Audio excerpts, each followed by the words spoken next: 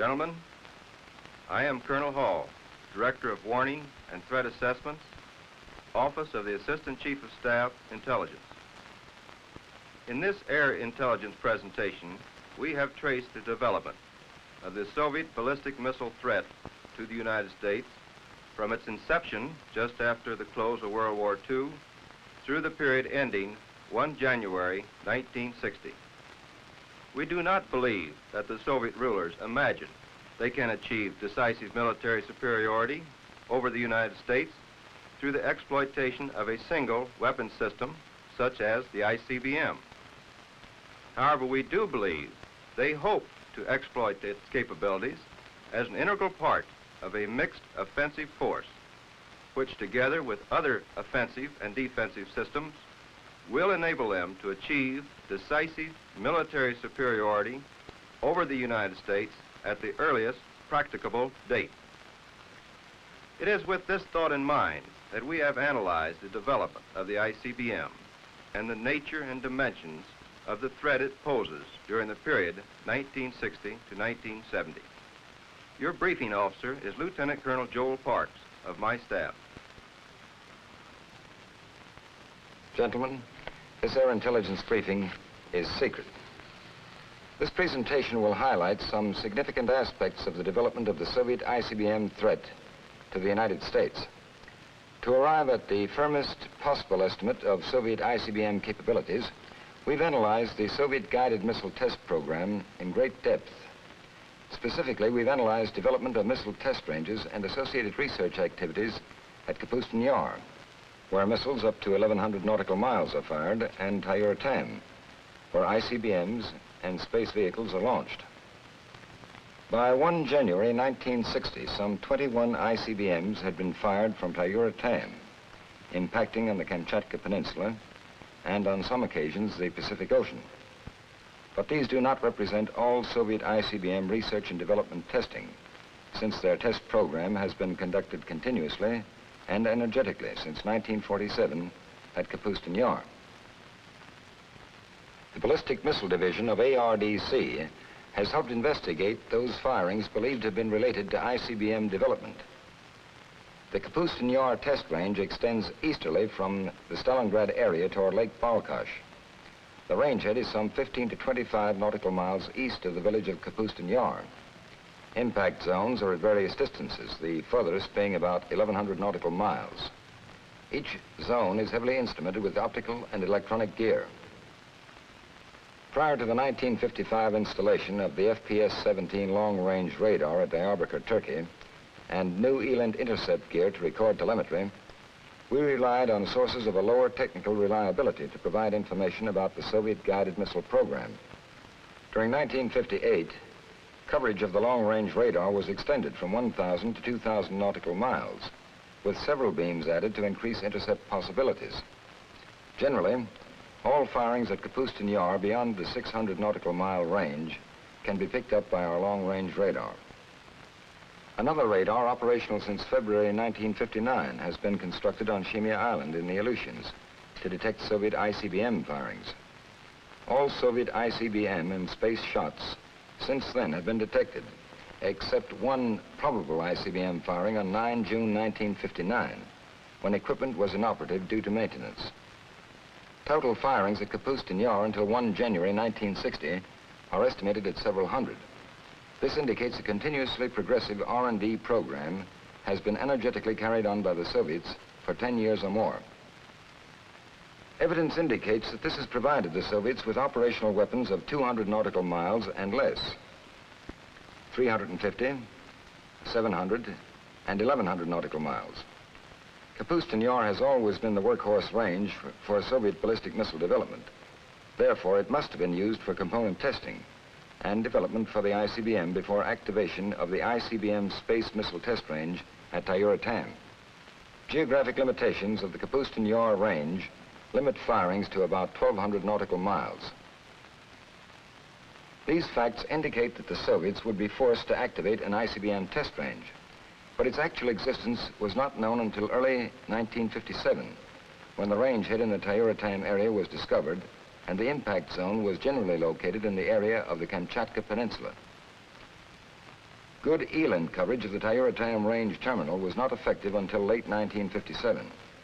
But we believe the two ICBM firings in or before September 1957, announced by Khrushchev, were probably launched from Tayuratam so as to travel the full 3,500 nautical miles to the Kamchatka area. Judging from Soviet announcements, collateral reports, and computation of satellite orbits, Soviet Sputniks 1, 2, and 3 were launched from Tayuratam. Similar computations indicate that Lunik 1, 2, and 3 were also launched from Tayuratam. It is generally agreed that military missile components were used to launch all space vehicles. We have had good telemetry intercept on every Soviet ICBM and space firing since 30 January 1958, including the launch and re-entry phases of the ICBMs and the launching phase of space vehicles. The recordings indicate that similarly configured boosters are used for all of these firings. 4 apparently successful 3,500 nautical mile ICBM firings were made at Tayuratam in the relatively short time of January to May 1958. Initial component testing must have taken place at Kapustin Yar and other test facilities. Like our own test program, the Soviets must also test various components at lesser ranges before moving into the true ICBM test phase of 3,500 miles or more. Re-entry data and stage separation are tested at both the shorter and the longer ranges. Telemetry intercept on ICBM firings shows considerable development in guidance and re-entry body instrumentation as early as March 1958 and indicates the development program was in a late state even at that time. Therefore, it must have been preceded by a long and intensive test program with numerous flight tests of components. The intelligence community, together with the Ballistic Missile Division of ARDC, re-examined the cumulative data on the Kapustin Yar tests to find out how much of this initial ICBM testing was done with shorter-range test vehicles during the past 2 or 3 years. The conclusions were that since mid-1956, the Soviets probably fired over 40 missiles to 700 nautical miles to test ICBM components. Many of the firings of the 1,100 nautical mile missiles since mid-1957 probably had very close ICBM associations. The time correlation between firings of the 1,100 nautical mile missile and the ICBM firings definitely pointed to a close relationship between the two. This, coupled with technical analysis and photography of the Sputniks, has led the Assistant Chief of Staff Intelligence, Air Force, to believe that the Soviets may have had a twin ICBM program, initially with a 700 nautical mile type of missile, and later with the 1,100 nautical mile version. The latter missile is believed to have formed the main booster stages for Sputnik 3 and the Luniks. During 1957, 58, and 59, some 9 vertical firings have been detected by Radiant and Eland. These were undoubtedly for upper air and pathological research.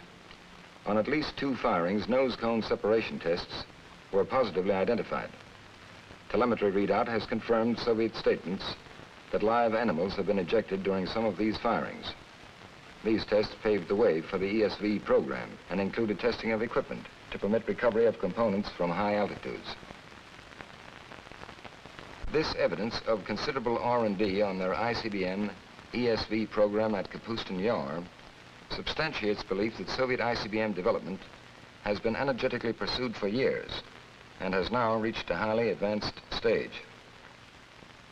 The Soviet missile development program reveals that it introduces a new dimension to surprise and forces us to reassess our own strategic position and re-evaluate the Soviets' ability to deal a crippling blow.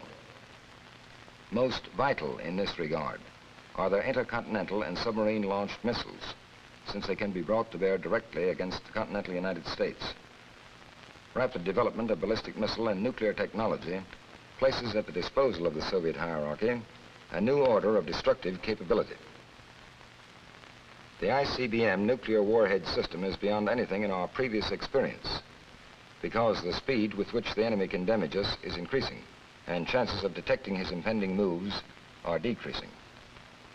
The attacker who can launch a large-scale surprise attack in a very short time now has a tremendous advantage which could well result in immediate destruction or paralysis of the victim's capacity to resist and prevent him from making a devastating counterattack.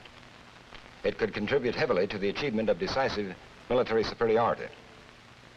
As stated previously, there is no doubt that the Soviets had fired at least 21 ICBM test vehicles by 1 January 1960. And from the Sputniks and Luniks, we know they have solved the problems of propulsion and guidance necessary for an effective ICBM weapon system. How well they have solved the re-entry problem is not known, but they have made notable advances in geodesy, cartography, and gravimetry, important requirements in firing missiles. We estimate they can now pinpoint the geographic position of targets in the United States to within 1/4 of a mile or less. Concerning probable Soviet ICBM weapon characteristics, available intelligence does not permit a precise estimate.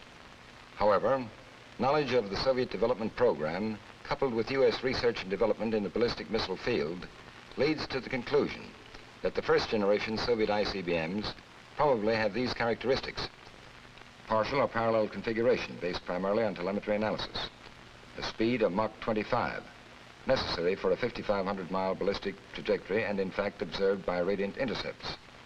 Guidance of the initial operational ICBMs is likely to be by radar track radio command inertial, with all inertial guidance possible in the near future, and an initial operational capability CEP of 3 nautical miles, improving to 2 nautical miles by 1963. Payload available for the warhead would probably yield about 8 megatons. Improvements of Soviet ICBMs should incorporate appreciable differences in reliability, payload, and accuracy, and almost certainly incorporate a heavy decoy capability. Order of accuracy attributed to the first Soviet ICBMs makes its military effectiveness contingent upon development of a nuclear warhead of high yield and relatively low weight.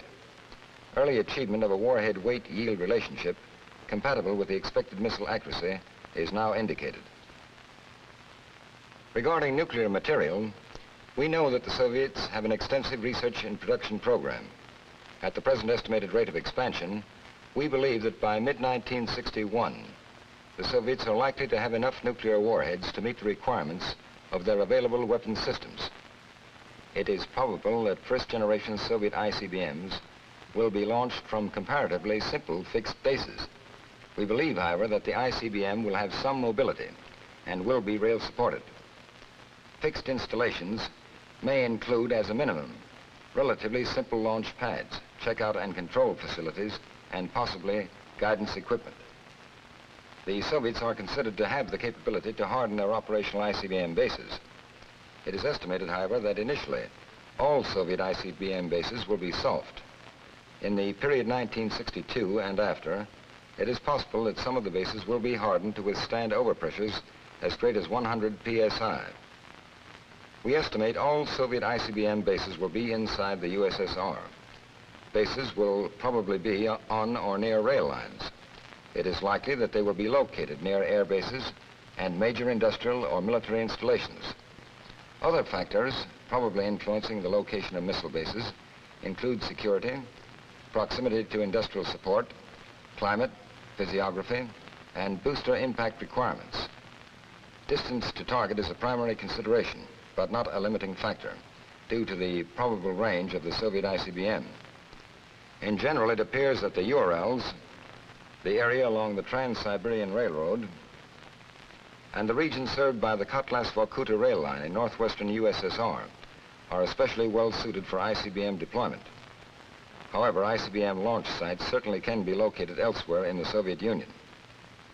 The emerging nature of the ICBM threat to the United States is best defined by an overall estimate of Soviet capabilities during the next 10 years. During this period, it is expected that the Soviet aerospace threat will consist of a mixed force of ICBMs and long-range bombers, some armed with air-to-surface missiles. In any such attack, we believe the highest priority would be against SAC bases and any ICBM launching facilities we might have in operation in order to blunt our retaliatory strike capability. This would be followed, if possible, by attacks against our major industrial and political centers.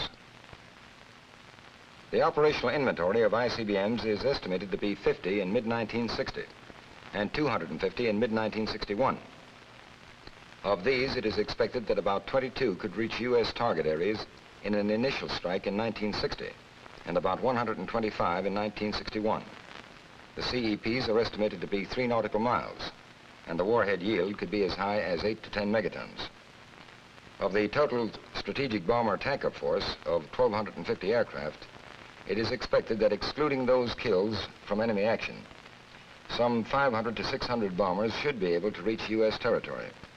This force would consist mostly of jet medium bombers flying refueled one-way missions. The weapons carried could be nuclear bombs yielding 8 to 12 megatons in 1960 and 10 to 20 megatons in 1961, provided testing is resumed. Bombers could carry air-to-surface missiles having 55 nautical mile range in 1960 and from 55 to 350 nautical miles in 1961. By the 1962-1963 period, the total operational ICBM inventory could be as high as 500 in 1962 and 800 in 1963. Of these, 288 could reach target areas in 1962 and 490 in 1963. The CEPs are expected to improve to at least 2 nautical miles by 1963. The warhead yields could be 10 megatons or higher by 1963, provided testing is resumed. By the 1960